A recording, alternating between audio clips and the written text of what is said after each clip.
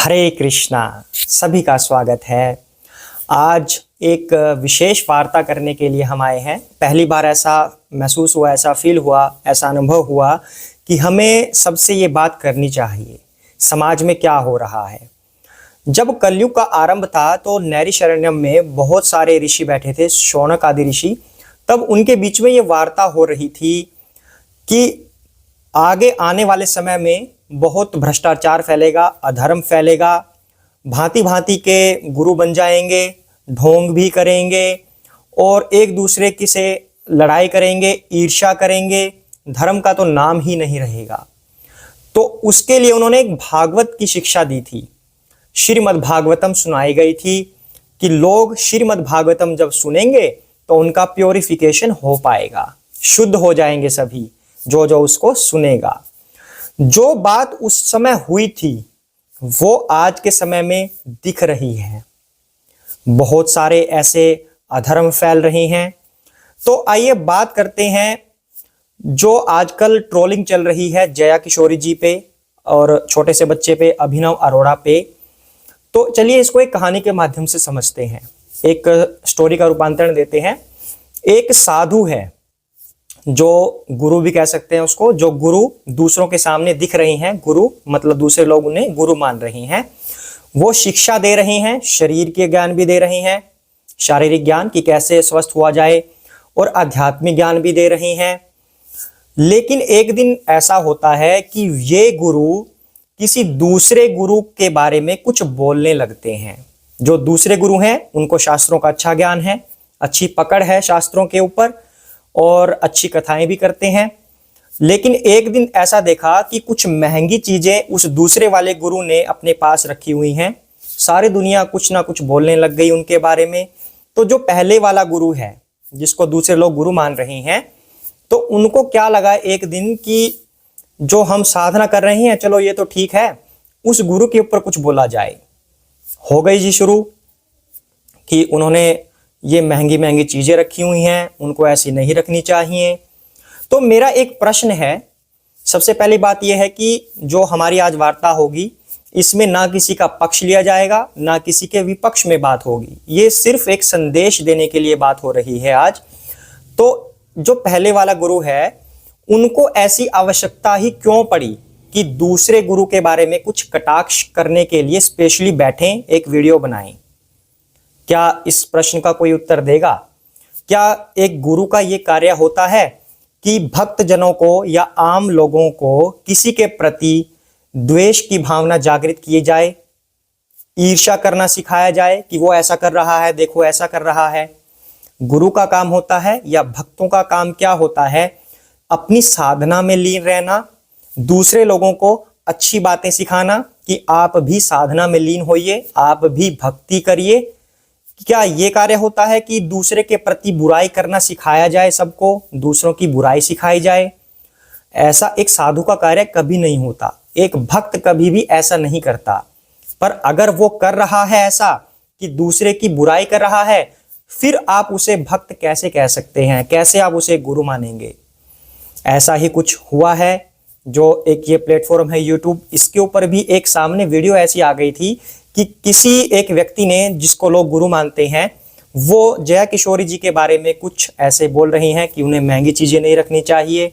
और ऐसे एक नहीं और भी होंगे, तो सबके बारे में तो हम नहीं जानते। मेरे सामने एक वीडियो आई थी जिसमें लोग किसी एक व्यक्ति को गुरु मानते हैं, और हद तब हो गई जब कमेंट बॉक्स में एक ऐसा कमेंट मिला कि गुरुजी मैं तो धन्य हो गई हूं जो मैं सिर्फ आपकी बात सुनती हूं या फिर प्रेमानंद महाराज की सुनती हूं।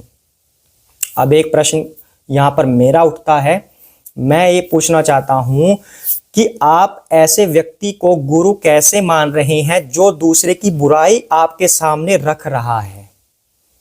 क्या ये प्रश्न उचित नहीं है? और आप भी उसको फॉलो कर रहे हैं, फिर अपने आप को धन्य मान रहे हैं। दूसरी बात, प्रेमानंद जी महाराज के साथ आप उन्हें कंपेयर कैसे कर सकते हैं? प्रेमानंद महाराज तो उच्च कोटि के महाराज हैं। क्या आपने किसी की बुराई करते हुए उन्हें सुना है? अगर कभी सुना है तो आप कहिए कि हाँ मैं आपकी बात सुनती हूं और उनकी सुनती हूं, तीसरे की नहीं सुनती। प्रेमानंद जी महाराज तो बड़े शुद्ध महाराज हैं, शुद्ध गुरु हैं हमारे, तो उनके साथ ऐसे गुरुओं का कोई कंपैरिजन नहीं है। गुरु का काम होता है हमेशा भक्ति करना और भक्ति में सबको बढ़ाना, ईर्ष्या किसी को सिखाना नहीं होता। दूसरी बात अब यहां पर आती है कि जो मान लो जया किशोर जी की बात करते हैं, मान लेते हैं कि चलो ठीक है उन्होंने कुछ गलत किया है, उनको महंगी चीजें नहीं रखनी चाहिए, इस बात को मान लेते हैं, आपकी बात बड़ी कर दी। पर उनके महंगी चीजें रखने से क्या व्यक्तिगत किसी को कोई समस्या हो रही है? क्या निजी रूप से किसी को कोई समस्या हुई? या फिर वो ज्ञान देते हैं, क्या उनके ज्ञान में कोई त्रुटि है? जो पहले वाले गुरु दूसरे वाले के ऊपर उंगली उठाते हैं, क्या उनके ज्ञान में कोई समस्या है? तो आप कंपटीशन करके देख लीजिए उनके साथ, आपका ज्ञान कहां पर है और उनका ज्ञान कहां पर है, आप कहीं पर भी टिक नहीं सकेंगे। तो जो हमसे श्रेष्ठ है, हम उनके बारे में क्यों बात करते हैं? फिर उनके प्रति हमारा सिर्फ आदर भाव होना चाहिए। उनसे कोई लिंक नहीं है आपका या हमारा, उनसे कोई लिंक नहीं है, उनसे हमारी कोई बातचीत नहीं है, तो हम क्यों किसी दूसरे की बुराई करें? अगर वो कुछ गलत कर रही हैं तो उसको देखने के लिए भगवान है, न्यायपालिका है, न्यूज चैनल्स हैं।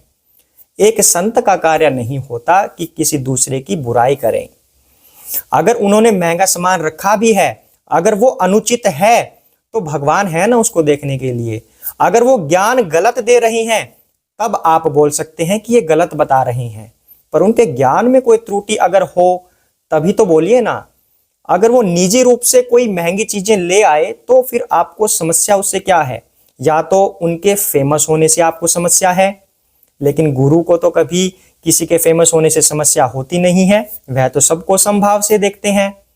फिर समस्या आखिर है कहां? उसके बाद बात आती है वो अमीर बन गए हैं, इससे आपको समस्या है। तो जो आप अब कर रही हैं उनकी बुराई, आप वो किस लिए कर रही हैं? आप भी तो इसलिए कर रहे हैं कि आप फेमस हो सकें, ज्यादा से ज्यादा लोग आपको देखें। तो मेरी आपसे हाथ जोड़ के रिक्वेस्ट है, ऐसा कार्य ना करें। जो गलत है उसको क्लैरिफाई करने के लिए या उसकी छानबीन के लिए न्यायपालिका होती है, न्यूज चैनल्स होते हैं, ये कार्य उनको करने दीजिए। भक्त का, गुरुजन का कार्य सिर्फ भक्ति बढ़ाना होता है। खुद भी भक्ति करें, दूसरों को भी ज्ञान दें, दूसरों को भी भक्ति करने के लिए प्रेरित करें। अब बात आती है एक छोटे बालक पर, अभिनव अरोड़ा पर। दुनिया भर की रील्स बन रही हैं उनके ऊपर। क्यों बन रही है? क्या ट्रोलिंग हो रही है? ढोंगी बाबा, संत बाबा, छोटा बच्चा है अभी वो, उसको बाबा कहने वाले, पहली बात तो हम ही सही उनको देख नहीं पा रहे। वो बालक है, छोटा बच्चा है, गलतियां हो रही हैं। साथ में आप ये भी बोल रहे हो कि उसकी गलती के पीछे कोई और बैठा हुआ है, तो फिर बालक को क्यों दोष दिया जा रहा है? मैं उनके पक्ष में नहीं हूं। ये बात छोड़ दीजिए कि उनके पक्ष ले रही हैं, पक्ष विपक्ष की बात नहीं है, यहां पर भक्ति की बात है। जो लोग इन दोनों के बारे में जानते हैं, जया किशोरी और अभिनव अरोड़ा के बारे में, इसका तात्पर्य है कि वो लोग कहीं ना कहीं अध्यात्म से जुड़े हुए हैं, क्योंकि इन दोनों की बात अध्यात्म को लेकर शुरू होती है। और जो अध्यात्म से जुड़े होते हैं उनको इतनी शिक्षा मिलनी आवश्यक है कि भगवान के जो भक्ति में लग जाते हैं उन्हें कभी दूसरे की बुराई नहीं करनी चाहिए। मान लेते हैं कि उस छोटे बालक ने गलतियां की हैं, मान लेते हैं कि उसकी इंटेंशन गलत है, मान लिया जो ट्रोलिंग चल रही है वह सही है, तो उसके जो रास्ता उसने चुना है गलतियां करने का, तो उससे किसी को कोई समस्या हो रही है निजी रूप से या सामाजिक रूप से? किसी को कोई फर्क पड़ रहा है? अगर फर्क पड़ रहा है तो इस चीज से पड़ रहा है कि वह अमीर क्यों बन रहा है, वह फेमस क्यों हो रहा है, इस बात से समस्या है। अगर इस बात से समस्या है तो फिर आप लोग क्या कर रही हैं? इतनी सारी रील्स बना रही हैं उसके ऊपर, आप भी तो फेमस होने के लिए ये काम कर रही हैं, फिर आपको ट्रोलिंग करने का क्या हक? फिर आपके ऊपर भी ट्रोल होना चाहिए कि देखिए आपको एक पॉइंट मिलना चाहिए, बस एक पॉइंट मिल गया अभिनव अरोड़ा के रूप में, उस पर रील बनाइए और फेमस हो जाइए। आप भी तो यही कार्य कर रही हैं। हम कभी भी अपनी स्वयं की गलती नहीं देखते, कहीं पर छोटी सी कुछ भी दिख जाए हमें गलती, उसके पीछे भाग दौड़ करने लगते हैं। चाहे वह गलत हो या सही हो, अगर उसका फर्क हमारे ऊपर पड़ रहा है या समाज के ऊपर पड़ रहा है तब तो हमें अवश्य बोलना चाहिए। लेकिन अगर उसका कोई बुरा प्रभाव नहीं पड़ रहा तो उसको न्यूज चैनल्स पर छोड़ दीजिए, उसको न्यायपालिका पर छोड़ दीजिए, उसको भगवान पर छोड़ दीजिए। अगर हम भक्ति की लाइन में बढ़ रहे हैं तो मेरी आपसे हाथ जोड़कर विनती है, यह संदेश कह लीजिए। भगवान कहते हैं कि जो किसी दूसरे से द्वेष नहीं रखता वो भक्त मुझे अत्यंत प्रिय है। भगवत गीता में भगवान कह रही हैं, अद्वेष्टा सर्वभूतानां मैत्रैः करुण एव च निर्ममो निरहंकारः सम दुख सुखाक्षमी संतुष्टः सततम योगी यतात्मा दृढ़ निश्चयः मयैर्पीत मनो बुद्धर्यो मद भक्ताः सा मे प्रियः। हरे कृष्णा। भगवान इसमें क्या कह रही हैं?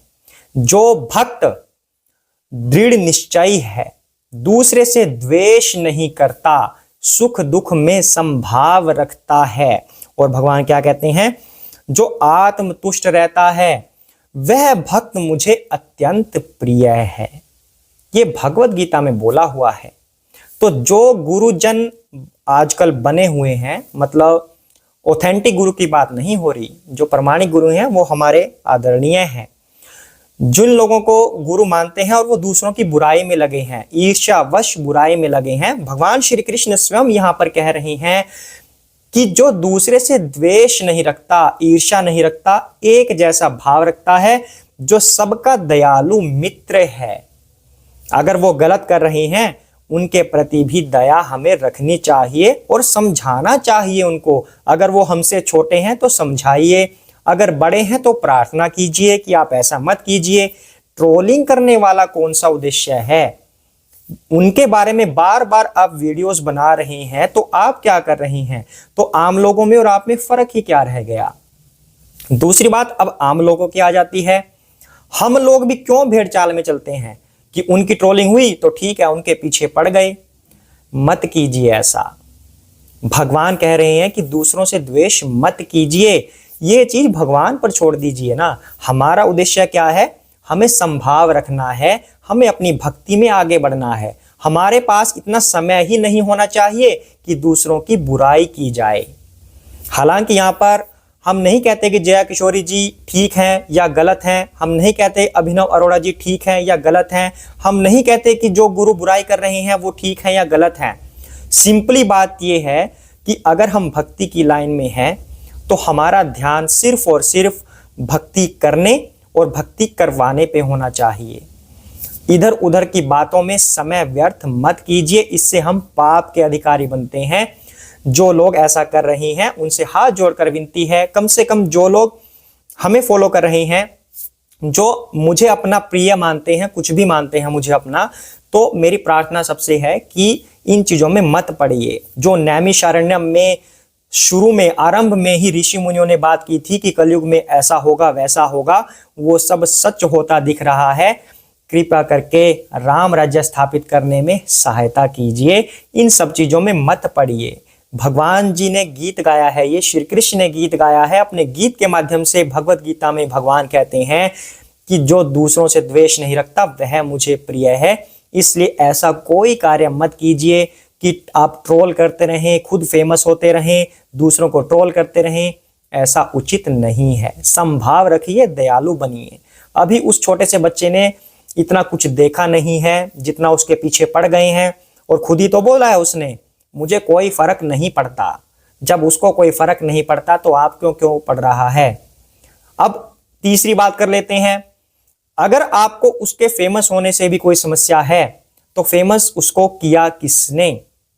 हम जैसे ही लोग तो हैं जो फॉलो कर लेते हैं। उनको सही रास्ते पर लाने का तरीका होता है फॉलो करना बंद कर दीजिए, अपने आप ही सब ठीक हो जाएगा। तो उनको, अगर जया किशोरी के पास इतना धन आ गया है, फेमस हो गई हैं, तो उनको फेमस बनाया किसने? हम लोगों ने ही तो बनाया है। तो फिर अब हम उसके ऊपर अब आवाज क्यों उठा रहे हैं? जब हम खुद कुछ गलती कर रहे हैं, किसी को इतना मान सम्मान दे देते हैं, फिर उनकी छोटी सी बात हमें चुभ जाती है, तो फिर हम दूसरों को दोष क्यों दे रहे हैं? गलती तो हमारी है। इसलिए अगर आपको कोई बुरा लग रहा है तो उनको फॉलो करना बंद कर दीजिए, वो अपने आप सब ठीक हो जाएगा। अगर आप कहें कि हम समाज में ऐसे तत्वों को छोड़ दें, ऐसे ही खुला छोड़ दें, कुछ भी गलत करते रहें, कुछ भी करने की आवश्यकता नहीं है। जरा दिमाग लगाइए, बुद्धि लगाइए, फॉलो करना बंद कर दीजिए, सब ठीक हो जाएगा। अगर वो सही हैं तो फॉलो करना आप बंद नहीं करेंगे, अगर वो गलत हैं तो आप फॉलो करना बंद करेंगे, तो सब ऑटोमेटिकली सही हो जाएगा। भगवान का आशीर्वाद सबको मिलेगा। इसलिए हरे कृष्ण महामंत्र बोलते रहिए, भक्ति में आगे बढ़ते रहिए, दूसरों की बुराइयां छोड़ दीजिए, सभी खुश रहिए, आनंद में रहिए। अगर किसी के प्रति कुछ अपराध हुआ हो इस दास से तो क्षमा याचना मैं करता हूं सबसे। भगवान का मंत्र जाप कीजिए, हरे कृष्ण कृष्ण कृष्ण हरे हरे, हरे राम राम राम हरे हरे, हरे कृष्णा।